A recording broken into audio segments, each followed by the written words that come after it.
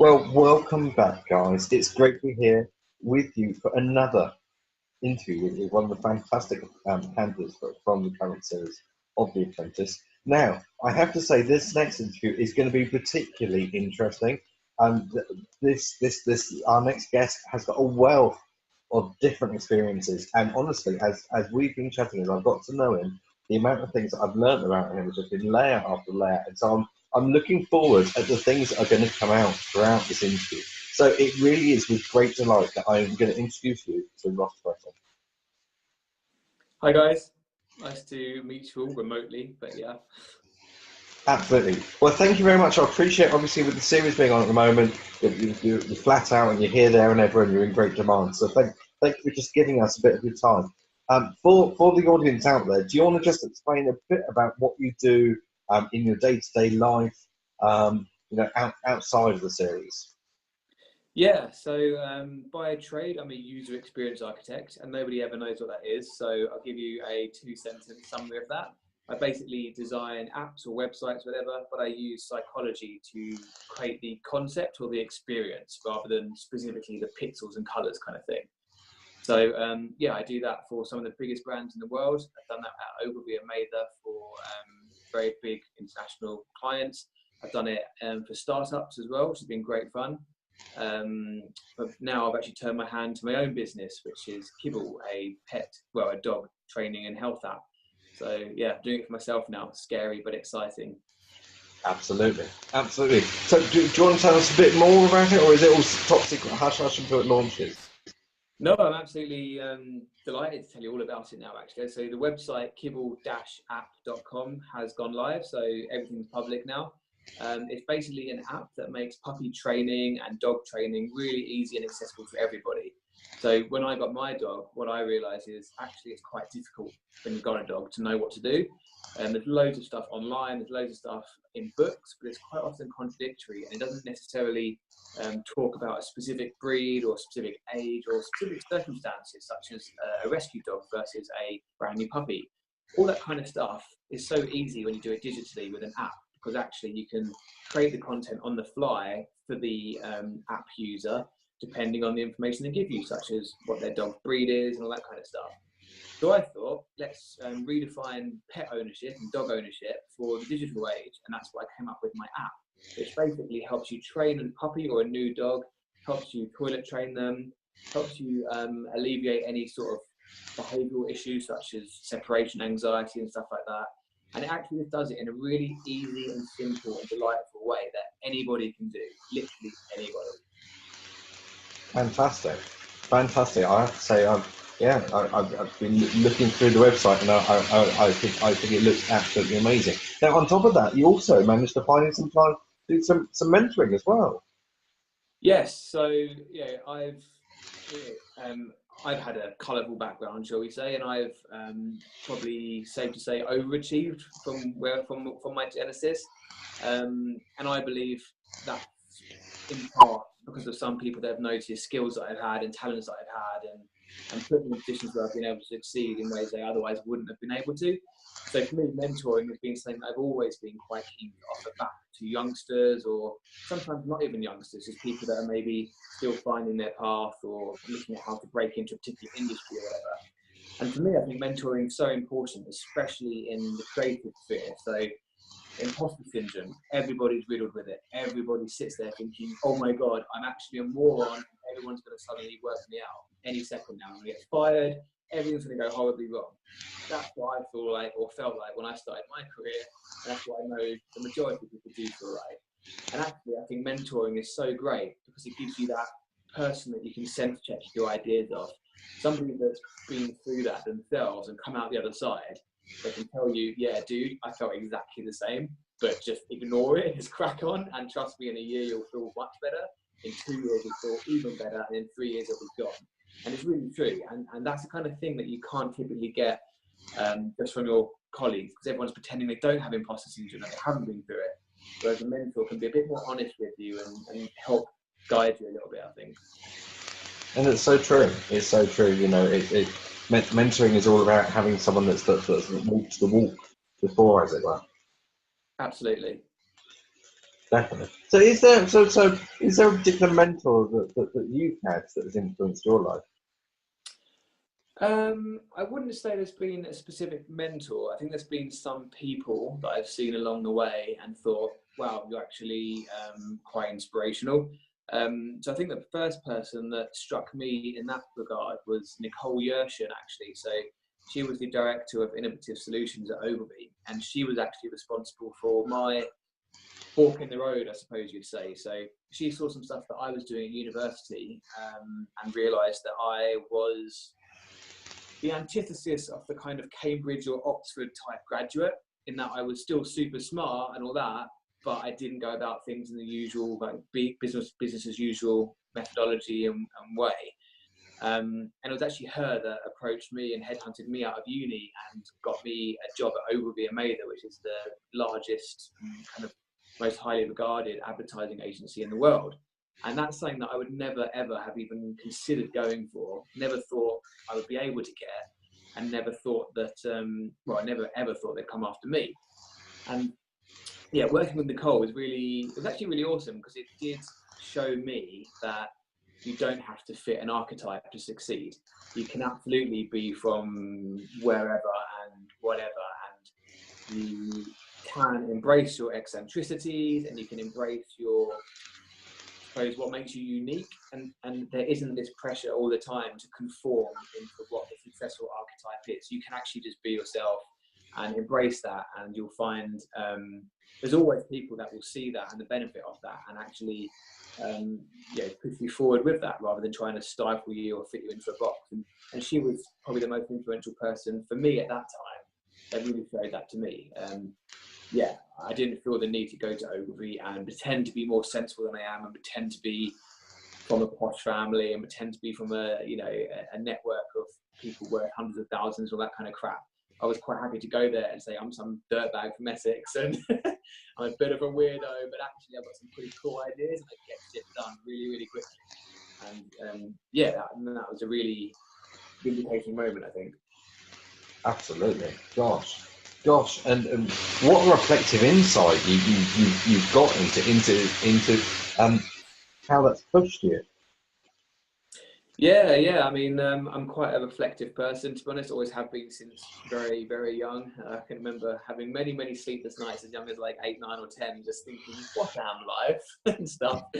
So yeah, I do tend to have more awareness, I think, of my situation and myself than most people.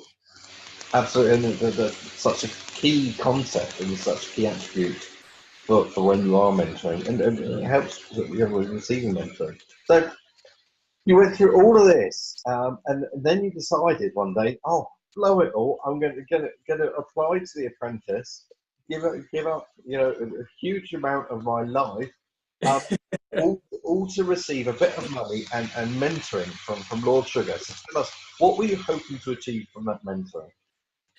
Yeah, it's a good question. For me, it's about being humble, I think, and knowing when to ask questions and when you do not know best. So I know that I'm exceptional when it comes to software design. And as I said, I didn't think that before, but through years of a string of successes and big successes, I know that I'm really, really, really good at what I do. However, what I haven't done is hardware. And what I want to do, Kibble, the app, it comes with a collar as well, it's almost like a Fitbit for dogs, effectively. So it's a wearable that clips onto the dogs, and it gives you a whole new layer of insight that you couldn't get without it. It's a really, really great product. However, I have no experience dealing with retailers. I have no experience really dealing with manufacturing either. It's all new to me. And that's obviously an area of expertise for Lord Sugar. And that's exactly why I went on The Apprentice. Well, I mean, to be honest, partly it's because I was sitting there slagging off last year's contestants, and my mates were like, just apply, you do this every year. So I did. But yeah, when they started to actually get in touch with me and say, yeah, we'd like to meet you and see if you can be on the show, then yeah, for me, it was very much thinking, well, I know I can do the software. I absolutely know that. The hardware, I know that I can do it conceptually. I know I can make a product people want, but I don't know how to get it into their hands. I don't know how to approach retailers. I don't know what the typical first orders are. Is it 100? Is it 10,000? Like, what do you do? And that's not stuff you can really Google, which is how I've taught myself many other things. So yeah, for me, Lord Sugar was one of many investors that could be quite helpful for me on the hardware front, really, and that's what I wanted, really. Oh, and of course the publicity, because I think it's such a lovely story that you can. I genuinely want to make a difference in the human dog kind of narrative, really. We've got 100,000 plus dogs in shelters in the UK alone, and 7,000 are put down every year for non-medical reasons. I really want to change that. I am an absolute dog fanatic, and I think it's a really sad situation we're in. So if through the Apprentice I can show my product to millions of people and get investment from Lord Sugar to launch it to those millions of people, it makes it a lot easier than me just quitting my job, living off savings, and trying to launch it to nobody because nobody knows it exists. So, Absolutely, yeah. Absolutely. And you also you mentioned there that you're looking at getting on board other investors with different experiences as well. Is that part and parcel of you wanting to receive more mentoring? Yeah, absolutely. I think it's really important to recognize your strengths and weaknesses and to surround yourself with people that can mitigate those weaknesses, I suppose. And I don't think hardware is a weakness of mine. I think it's just something that I'm inexperienced with. So I absolutely want somebody who's done this before, who's launched hardware products before and made them a success globally. I want them as a partner for this. I also want people that have worked in the pet space on a more in a medical capacity. So I've worked in the pet industry. A client of mine was a major pet food manufacturer. So I know the psychology of dog owners, and I know how the industry works. But from the veterinary, there we go, side. Absolutely, I want investment and someone that can come on board who's got all that experience working on the medical side. So yeah, I think it's really important. Nobody wants to invest in one single person. It's nearly always better to have a team that you can go and say, we need money, we've got this person, that person, this person, we cover this and that. This is why we can succeed together. Absolutely. It's so true. It's so true. And you've also, through our conversations, referred to mentoring and supporting children as well. Yeah, so I'm actually part of the Apps for Good program. So what I do there is when I get time and when they're running the program, I get to Skype into classrooms, and I spend between half an hour and an hour with a class of kids, typically between, I think, about 12 to 16. It's quite varied. And they'll often present their app ideas to me, and I will critique them using my expertise, of course. And actually, you'll be surprised. Some of them have really great ideas. You wouldn't think it would come out of someone so young, but they typically have teams of 3 to 4, and they'll present back an idea and say why they came up with it, how it's going to kind of evolve. And they'll ask me just for some general critique. So I might talk to them about, for example, who they'll be selling the app to, and therefore what that customer might like. And I just try and give them like a really light dusting or light taste of what I do, because user experience is such a multifaceted and multidisciplinary skill set that you have. So I do a bit of business planning, I do a little bit of digital strategy, I do persona development and all that kind of stuff. So I give these kids like just a little bit of a taster of all of that, and hoping that, you know, some of them might just get really excited by one little bit of it, or even a lot of it, and it might give them another option to pursue, because no one really knows what user experience is, and no one really knows what digital planning is or what digital strategy is. And all these things are quite esoteric and quite a bit of an incestuous industry for that reason. It's very hard for newcomers to come into it. They just don't really understand what it is. So for me, I'm just trying to expose them to that and to help them move their own app ideas forward. And the Apps for Good program is really, really cool. It actually gives them a chance to make and publish their apps at the end. So yeah, I think mentoring is such a great thing, and I've always been keen to offer it. Absolutely, absolutely. And do you see any sort of, I want to say, common themes that occur when you're doing that? I don't know if it's a common theme, but what I would say is Yeah, I don't mean this negatively to anybody, of course, but I think what you do see is people that do it for the sake of it, which is fine. I done maths for the sake of it, history for the sake of it, and that kind of stuff. But one common thing I have noticed is you really, I think app developers and people that are excited about digital products, they just have this fire in their belly that you can just get in 10 seconds of talking to them. I might do mentoring with 25 kids in an hour, and there'll be 3 or 4 that you can just tell get it and want to do it and would love doing it in the real world. And I think that's really great. And that's where I was as well when Nicole found me at university, for example. I just got it and I just loved it and knew that's something that I could really sink all of my curiosity into, I think. And I think the word curiosity is actually really key, because that's what you detect. You detect that fire to know more and to seek knowledge and to understand like how to do this. And I think that's a really, really powerful thing. Definitely. And you know, it's what you're describing now. I would almost use the word passion. Yeah, absolutely. I agree. Definitely. Now, I have to say, I'm really sorry, but we're actually running out of time. But just one final question. What do you think that the future of mentoring is? Interesting. Well, the first thing that comes to my tongue is VR and AR, so virtual reality and augmented reality. I think I won't bore you with all. We're running out of time, so I won't bore you with too much. But in short, London, even something as big as London, can barely hold its own workforce now, and that issue is exacerbating year on year rapidly.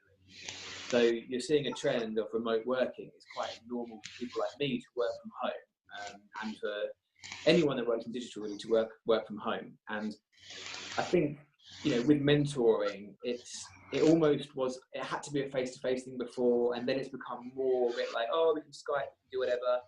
For me, I think mentoring can benefit massively from augmented and virtual reality. So I think the sense of presence that you get when you're in these virtual worlds with a headset on, it's so powerful and it's so intimate. And if you can do that with another human being, I think that would be massively powerful. Because so much, I think the figure is 89% of communication is done non-verbally, so through facial expressions, through muscle contractions and body language. And that stuff you don't get. Like, you're not even getting my hands barely now talking on Skype. You're not getting how I'm sitting, how my legs are crossed and stuff. And I think when you get that through virtual reality and augmented reality, that's going to make mentoring so much more powerful, and it's going to make people feel like they've got real connections, even remotely. And I think that is going to be the key to building confidence a lot quicker in young people. Absolutely. Well, Ross, we're going to have to leave it there, but it's been an absolute pleasure. It's been absolutely fantastic hearing you talk about the many different things in your life. So thank you so much for your time. No, you're absolutely welcome. Thanks for having me. I really enjoyed chatting to you.